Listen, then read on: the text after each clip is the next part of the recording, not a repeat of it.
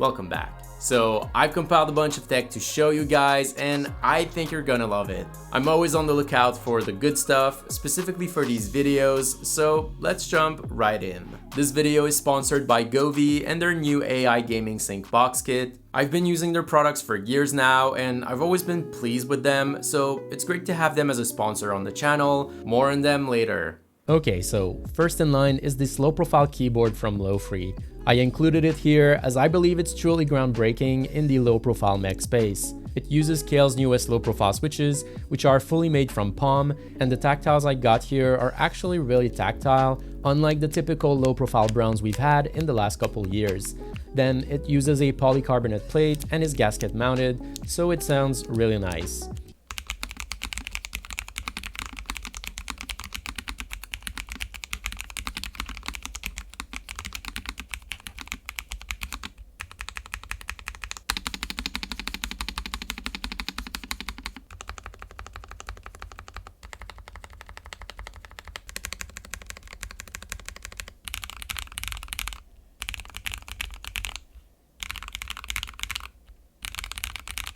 I believe it's the nicest sounding low profile board out there, period. It also comes with double shot PBT keycaps in this uniform profile. Not only all rows are identical, but the keycaps themselves have all even sides. A bit of a sculptured profile would be welcome, but these feel super nice still, and it kind of makes sense for a low profile board. They at least have a spherical top surface, which really helps locking your fingers in. Again, like I said, it comes with Kailh low profile switches in either linears or tactiles.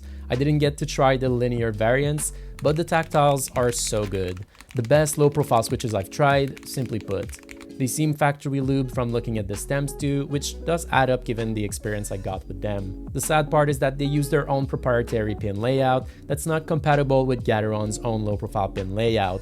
So although the board is hot swap, it's not likely you'll be able to use something other than this line of Kailh switches, which is maybe okay as they're very good. Still, I wish I could upgrade my new PHYs with these, and it seems unlikely. The keyboard doesn't support VIA or other remapping softwares, and I wish the badge on the side was removable as it doesn't match the color of any other piece of tech I own. But to be honest, this keyboard is really solid, and I can definitely recommend it. It works both wired via USB-C and then with Bluetooth, and I got maybe 3 or 4 days of battery life using it full time for software development. The new PHY Air series is still good and has its benefits, but I think this one wins for typing feel and sound. Next up is a new product from the sponsor of this video, and that's the Desk Neon Rope Light by Govee. This super well diffused LED strip is meant to contour the edge of your desk to create this nice illuminated effect. My desk has super sharp corners, and I was surprised to see the strip contour them with no issues. I also tested it as a conventional strip between 2 slats on my slat wall, and I think it looks amazing. The rope can be cut to size to fit the outer diameter of your desk, so it can also be cut to size here to fit the height of my wall. With proper hiding of the controller and some routing of the cables, it looks really sleek in my opinion. But not only that, the rubberized finish it has really helps diffusing the LEDs, so there's no hard spots where you can see the individual LEDs. It's also a lot smoother overall and not as fatiguing than other strips when looking straight at it. As for the effects, this strip allows for multi-zone control, so you can select each segment and assign it to a specific color. There's also a music mode like with other Govee products, and a huge selection of animations which look pretty nice. But not only that, you can also use it as part of a Dream View setup, where you can use one of Govee's input devices to capture on-screen action, and then you can place the lamp in your environment and have it replicate what's on screen. This strip comes in a 3-meter length and is usually selling for $89.99, but for Prime Day, it'll be $59.99. Pretty cool for what you're getting. And regarding the Dream View setup, this is something I've been able to do with Govee's new AI Gaming Sync box kit, which comes with the box itself, taking in an HDMI signal from up to 3 sources and outputting it to your monitor. Then the kit also comes with an LED strip for your monitor. This one will fit units between 27 and 34 inches and simply sticks to the back of your panel. Finally, the kit also comes with light bars for added light spread on the wall behind, and these are super bright. So whatever is input to the box will be replicated on the monitor strip as well as the light bars. Here, the color accuracy and latency is very good as the box is feeding straight from the HDMI signal, So that's even better than options with a camera looking at the monitor. But that's not only it. You can pair other Govee products with the Govee AI box and have them in sync with those accent light effects. So I got that desk neon rope light setup, same thing with that glide wall lamp to the right. Finally, I also have an M1 LED strip under my desk that also contours the edge. I was able to map each light's location and dimension in the DreamView configuration screen so that when my Govee AI box is on, it takes control of all these lights for a total of 5 lights that are controlled by whatever is displayed on screen. I gotta be honest, this is a really nice effect while gaming and it adds a serious level of immersion. Just the backlight from the monitor strip and light bars on their own is really nice, but with all the lights added up, it's even better. And whenever I turn the box off, all the lights go back to whatever previous state they were on, so it's not disruptive at all. With Hogwarts Legacy, I love how it made everything even more grandiose. It kind of adds a little touch of magic, if you know what I mean. And then for shooters, it for sure also adds some immersion, but I like how lights turn red when I'm shot. Like, the image is not that red, but the box picks it up and shows full on red. And I was surprised at how consistently it worked, so that's pretty cool. The AI capabilities are currently specific to certain games, such as League of Legends, Apex Legends, and Overwatch 2, but more games are to come soon. Now, as much as I love this product and think it makes my whole gaming experience super immersive, and this is a sponsorship, I do want to point out that it's HDMI 2.0 and not 2.1. Variable refresh rate and 4K 144Hz aren't supported.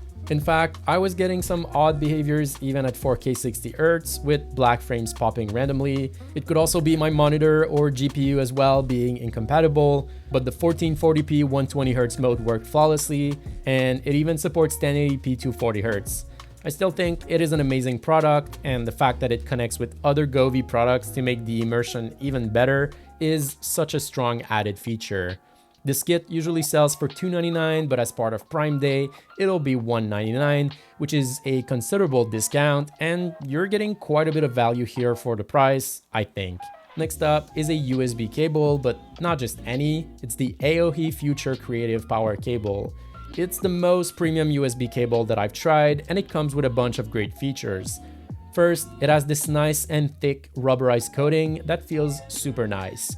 The yellow theme is also a nice touch.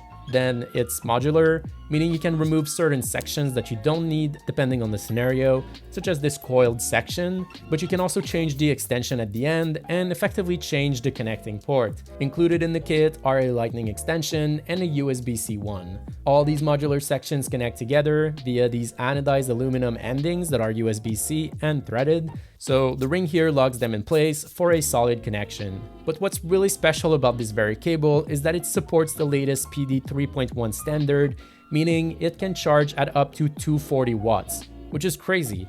I don't think I have a device that accepts this much power yet, but I'm assuming they'll be more common in the future, so it's a great way to future-proof yourself with this cable. Finally, it also has this LED status indicator, which changes color based on the type of charging that the connected device receives. All in all, it's quite expensive, but super premium, and it pops so much on my desk given the color. I just felt like this is something a lot of you would find interesting. AOHI also offers a bunch of power adapters, and they sent this MagCube one, which has 2 USB-C ports with up to 40 watts of power to a single port, or split between 2 connected devices. At this size, it's very surprising to get this much power. It even has a foldable plug for an even smaller carriage size. I like that the ports are facing downward, this way cords are less likely to be bumped into and potentially cause damage to the ports or cables themselves. I like how it comes in a more subdued black color, but also in this bright yellow option, which ensures you don't lose it as easily. Even at this compact of a size, they still added a status light to indicate the type of charging that's being provided. Although it's not enough to sustain my 14-inch M1 MacBook Pro at full capacity, which requires 67 watts, it can definitely keep it charged for lighter work while taking so little space. But another charger that can output the full 67 watt my MacBook needs is this retro 67 watt charger from Shargeek. Although I think this isn't its most interesting feature, given its incredible design. As you may have noticed, it replicates the original Macintosh design in a super small form factor. It has 3 USB-C ports, so that 67 watt capacity can be shared with up to 3 devices, perfect for on the go to charge all your tech at once. The plug also folds into the charger for a small and safe carry format, but what's really special about this little guy is that the screen actually works for real. It either has this matrix-like effect when it's not charging anything, or will display the actual wattage that's pulled from it by connected devices. Although it kind of looks like a toy, it actually comes with a bunch of safety mechanisms, including temperature sensors to ensure safe charging, but also overcurrent and voltage protection, and more. So yeah, I mean, it looks really nice. I think chargers are not designed to be pretty objects, but this one is really cool. I mean, I'd carry it with me in my tech bag for sure, and it's a great conversation starter too. Final item we have on the list today is this premium iPad arm from KUXIU that's fully made from aluminum. Not only it looks good, but it's also super solid, and I wouldn't worry about leaving my iPad on there. The iPad actually fits on the plate via magnets, so it's super easy to put on and get off too. It comes with a desk clamp that's super solid, and it accommodates a variety of desk thicknesses. Then the joints are actually almost too stiff, like it requires a lot of force to move them around, but at least you're sure that it won't move once set up in a certain position. The plate that welcomes the iPad is well padded with a silicone sheet, and then it can swivel, rotate, and angle up and down. The arm actually has a decent length where you can pretty much put the iPad where you want it to be while still making sense ergonomically speaking. All in all, it's a very sleek solution if you own an iPad, and I can easily recommend it given the overall build quality. Alright, that wraps it up for today. I'm super happy with the items I picked for this video, and some of these will have their permanent spot on my desk. Let me know down below if any of them caught your attention, and as always, thank you for watching, make sure you leave a like, and don't forget to subscribe, as I'll see you in the next video.